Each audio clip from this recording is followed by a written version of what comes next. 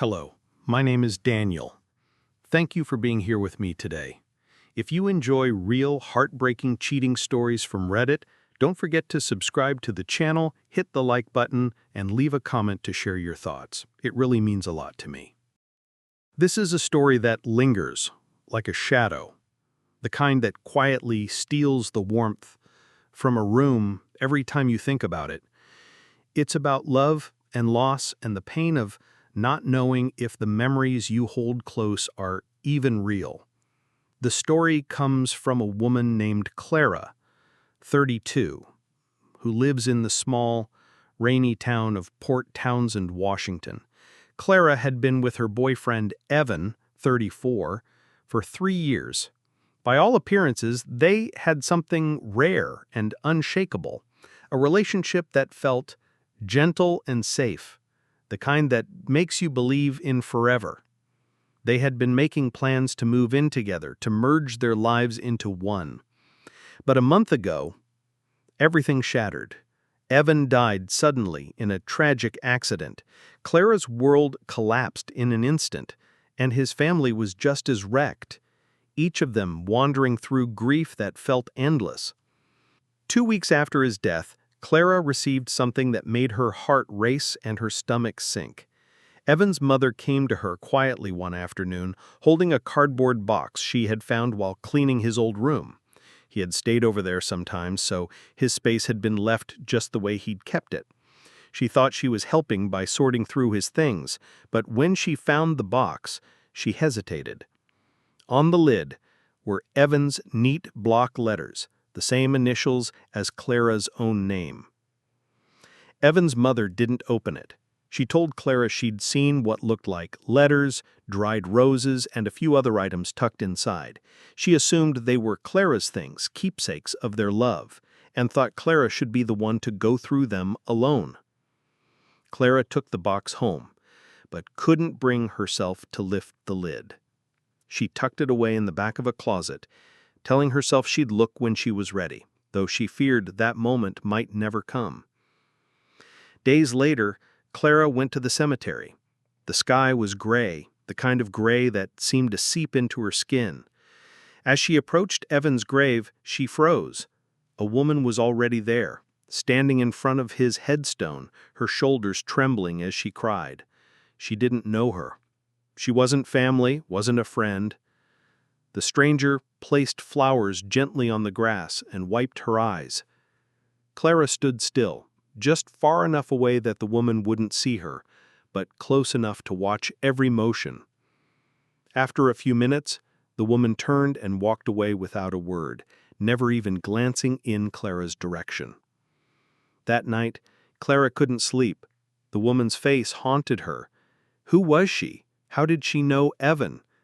Clara had met everyone in his circle, his family, his friends, his co-workers. She had never seen this woman before. Her mind spun through possibilities, but there was no one to ask anymore.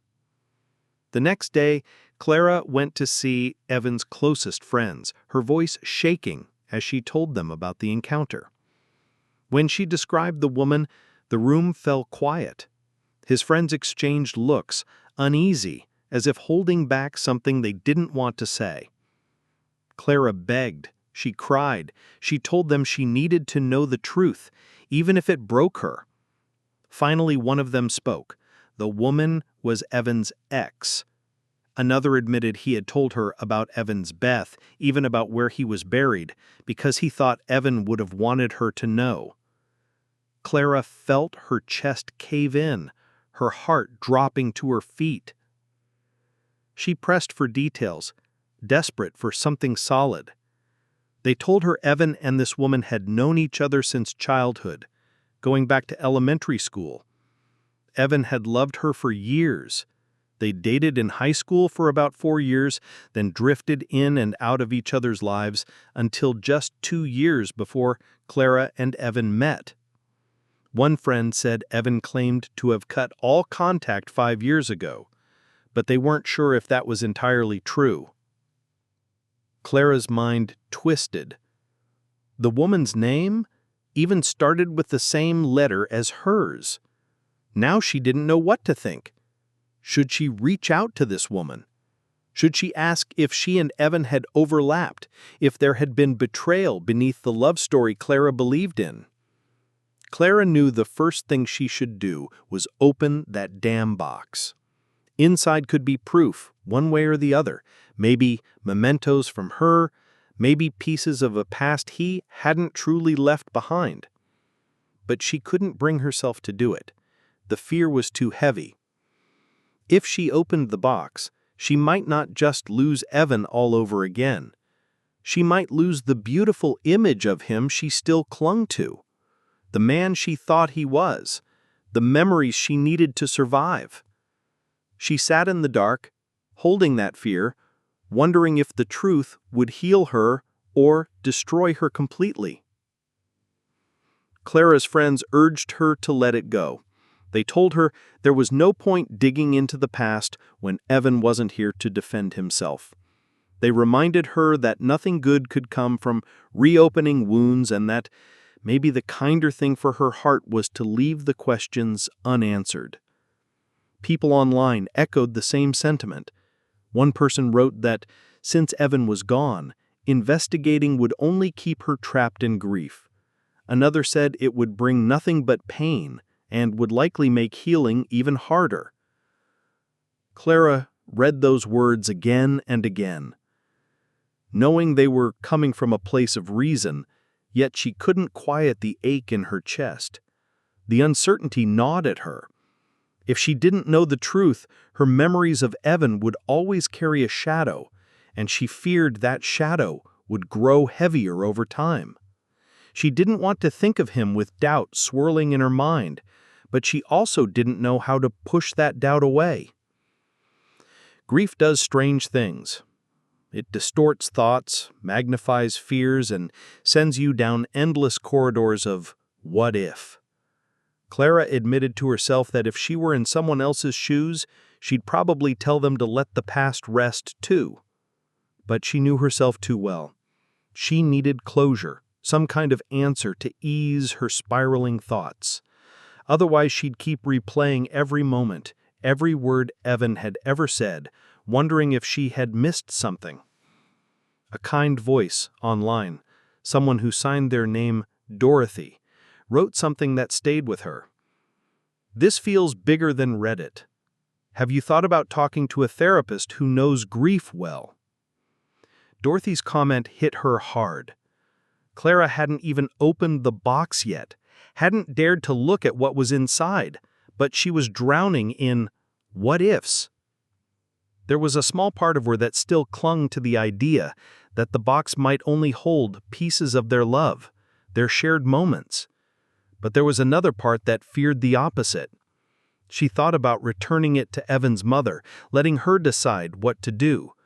But the thought of making his mom feel guilty for giving it to her was unbearable. The doubts wouldn't stop. Clara remembered one strange thing from months ago.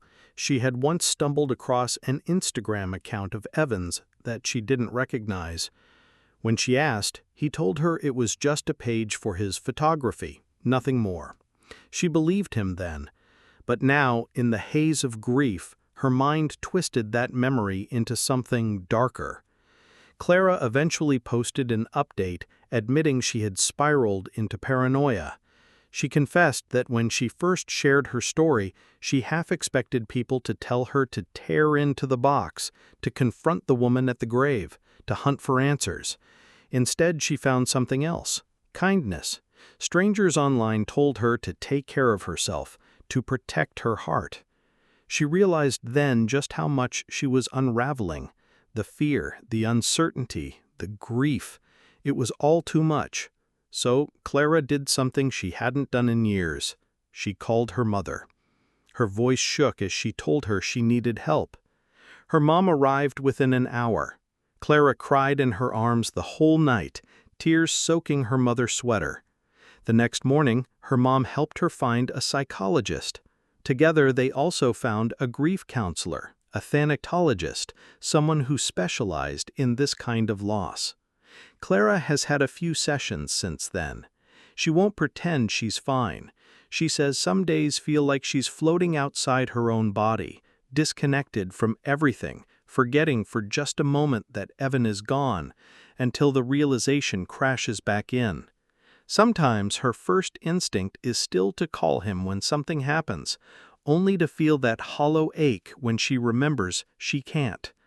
But there's a thin thread of hope. She asked for help, and she's getting it. Slowly she's learning to stand up in this new, broken world.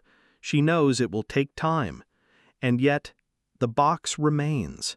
She thought about giving it back to his mother, but decided against it. The possibility that it held pieces of another life, a life that might not include her, felt too heavy. In the end, Clara handed the box to one of Evan's oldest friends. She trusted him to take care of it, to get it to whoever it belonged to protect her from whatever truths it might hold. He's grieving too. He lost his best friend. But even in his pain, he's become a steady anchor for her, the one person she can lean on when the weight of loss feels too much to carry alone. Though he was grieving too, because he had lost his best friend, Evan's oldest friend remained a quiet anchor for Clara. They had known each other since high school, even studied together in college, and the weight of losing Evan pressed just as hard on him. Yet somehow, in his own sadness, he still found the strength to hold space for her. A few days ago, Clara did something she had promised herself she wouldn't. She spoke to her, the woman at the cemetery. Everyone had warned her not to, telling her it would only open wounds that didn't need to bleed again. But it wasn't planned, not really. Clara saw her again among the rows of headstones, and this time she couldn't just stand there watching. Her legs carried her forward before she could think. The woman turned, startled, her brows furrowed in confusion when Clara softly said who she was. There was a pause, an awkward, fragile silence, before recognition settled over her face, and then pity, that same look Clara had seen from so many people lately, a kind of softened gaze that only deepened the ache in her chest. They stood there, two strangers bound by the same man, neither knowing what to say. For a moment, the world went still. Then the woman broke the silence, her voice trembling as she told Clara a story about Evan as a boy. Something small, something funny, the kind of thing only someone who had known him in another lifetime would remember. More stories came, unspooling slowly between long pauses. Clara learned things she hadn't known about him, the kind of quiet details that paint someone's soul in sharper colors. The woman was gentle, kind in a way Clara hadn't expected. There was something about her that felt familiar, almost hauntingly so. Maybe it was because she and Evan had grown up together, shared those formative years that shape who a person becomes. Or maybe it was just Clara, desperate to find pieces of Evan wherever she could, seeing his reflection in her smile, his cadence in her words. They had the same dry humor, the same soft way of speaking. It hurt, but it was also strangely comforting, as if for a moment, through her, Clara could still hear him. Eventually, cautiously, the woman spoke of their time as a couple. She admitted she was afraid to share too much, worried it might sting more than soothe. But she told Clara the truth. They had loved each other deeply, yet they never truly fit. They were mismatched in quiet, stubborn ways, and eventually they decided to step away before their love turned bitter. She told Clara the last time she heard from Evan was 2 years ago, when he sent her a short message to congratulate her on her wedding. They exchanged brief well wishes, nothing more. There was no hidden entanglement, no secret life. Only the bittersweet proof that Evan had been, above all, a man who carried love with him in many forms. Clara walked away with her heart aching, but lighter. She had feared the truth would crush her, that it would unravel the memories she clung to. Instead, she found something like peace. The only shadow left was her own guilt, Even though Evan had been nothing but good to her, even though he had loved her fully, she had doubted him. Her grief had twisted her into someone she barely recognized, suspicious, frantic, lost. She's still in therapy, still fighting to learn how to live in a world where he doesn't exist. The road is long, and she knows she'll walk it with an ache she can't shake. But she has answers now, and sometimes even sad answers can heal. For me, I think this might be the closest thing to the best ending a story like this can have. Clara found closure, she found truth, and she found that the man she loved hadn't betrayed her. He'd simply lived a life before her. It leaves one lingering question for all of us. What would you have done? Would you have opened the box, asked the questions, faced the ghosts, or would you have left it sealed, choosing not to risk the pain? Clara and Evan had been saving for their trip for almost 2 years. It was supposed to be their escape, their reward for working long hours and scraping together every spare dollar while juggling the demands of life in Port Townsend. Evan had talked about it with such quiet excitement, like a dream he could almost touch. Now that dream felt hollow, a ghost of what it was supposed to be. The trip was still on the calendar, just a month away, but now it felt heavy, like everything else Clara carried since he died. And then there was Leah. Leah, 23, had been Clara's friend for about a year. When Clara first mentioned the trip, Leah had laughed, saying she'd love to tag along to Japan, but it sounded like a joke, just casual words tossed into the air. Clara smiled, not thinking much of it. But Leah brought it up again, and again. Each time it sounded less like a joke and more like an idea she had quietly decided was real. She even mentioned she had family she could stay with and asked if she could meet up with Clara and Evan during the days, join them for sightseeing when her family host was at work. Clara didn't see any harm in that. She wanted to be kind, and she knew it would be Leah's first trip overseas, too. Then Leah's tone changed. She called one evening saying her supposed family host could no longer accommodate her. There was no space, she said. But she still wanted to come, and now she wanted to stay with Clara and Evan. Clara felt her chest tighten. She explained gently that their accommodation only allowed 2 guests, and that it wasn't just a policy. It was a tiny studio, barely room for 2, with one small bed pressed against the wall. Leah brushed it off like it wasn't an issue. She said she didn't mind sleeping on the floor or a couch if there was one. Clara tried again. She didn't want to break rules, risk fines, or have their long-awaited trip ruined. She offered to help Leah find her own affordable accommodation nearby. She even sent her options, carefully selected to fit Leah's budget. She hoped that would settle it. But Leah pressed harder. She asked Clara to cancel her booking altogether, to pay for a bigger place, one that had room for Leah, too. She didn't offer to help cover the cost. She didn't even pretend to. She just wanted Clara and Evan to make it happen for her. It became clear that no matter what Clara said, Leah would keep pushing. The weight of it all pressed down on her. Because this trip, this one fragile trip, was meant to be for her and Evan. Their first trip together, their chance to breathe and just exist in each other's world uninterrupted. They'd probably never get another trip like this for years, not while they were still climbing out of student debt, still trying to build a life. And now that dream, the one she still clung to, even in grief, was being chipped away by someone who couldn't see how much it mattered.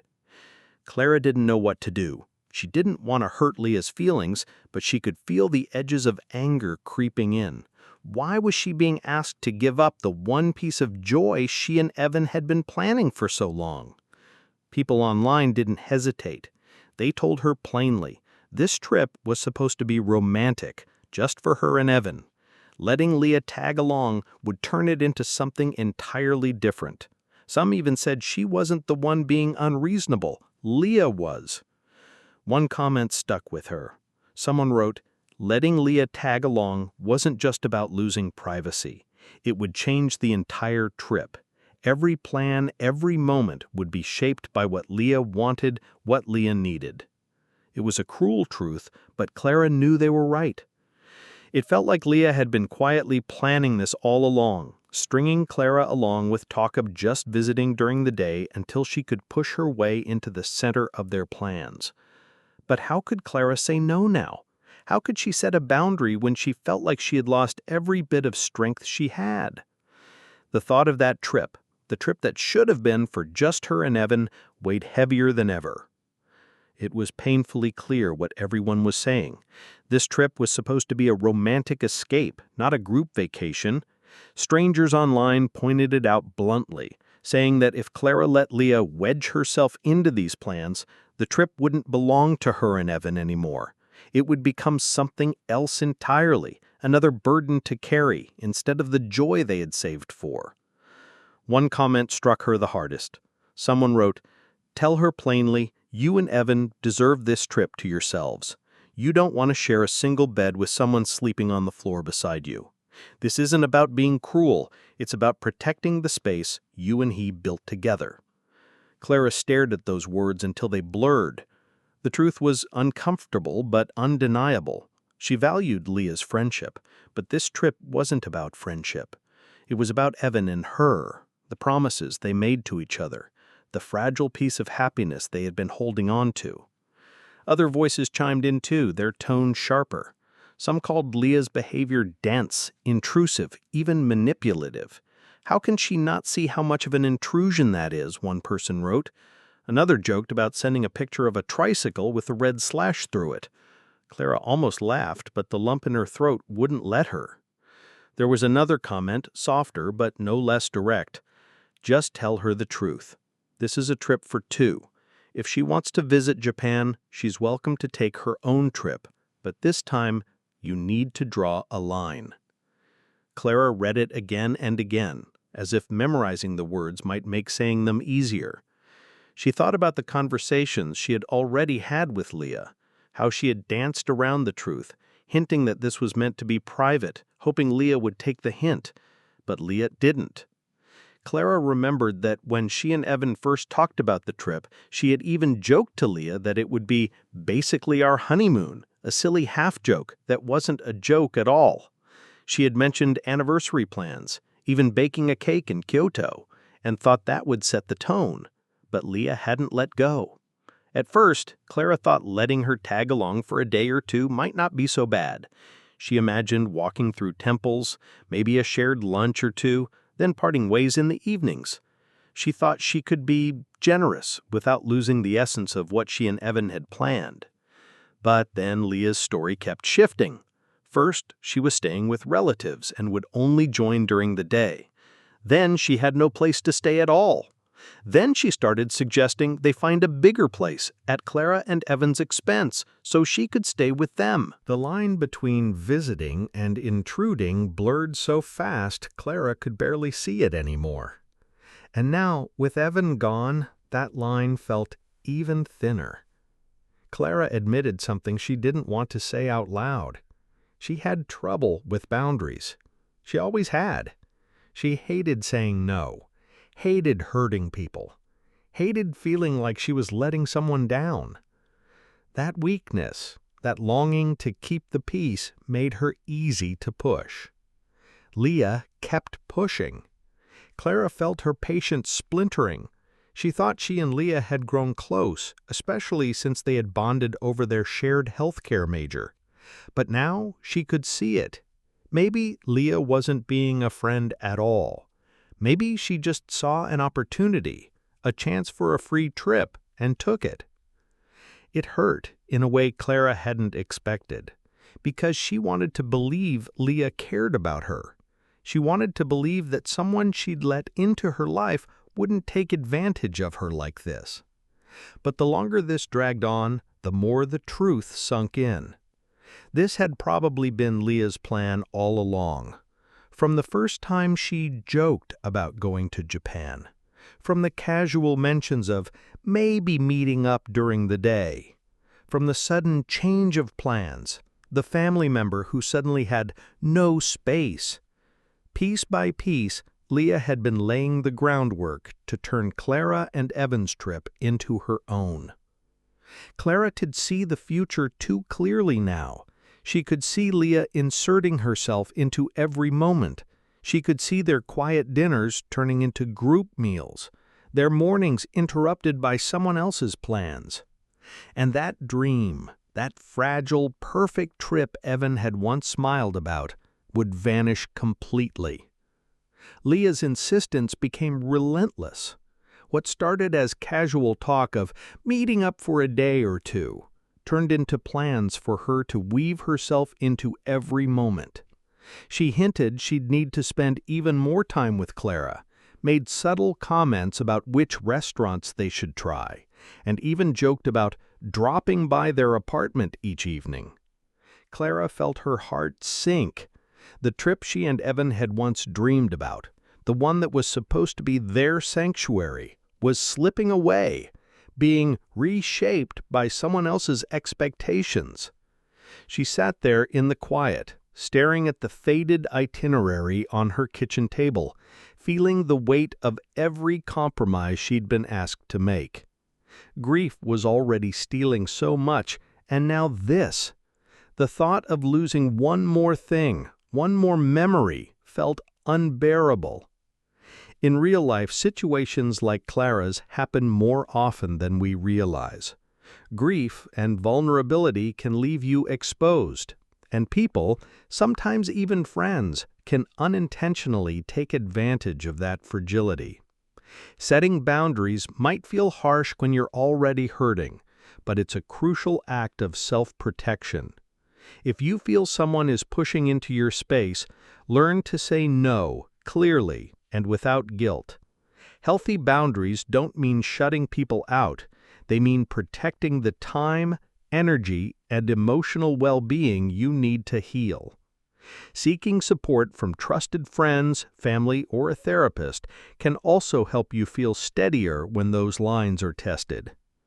Clara's story is a reminder that pain can blur your instincts, but your needs still matter. Whether you're grieving or simply overwhelmed, holding firm to what's important, even if it disappoints others, is not selfish. It's how you preserve the pieces of your life that matter most.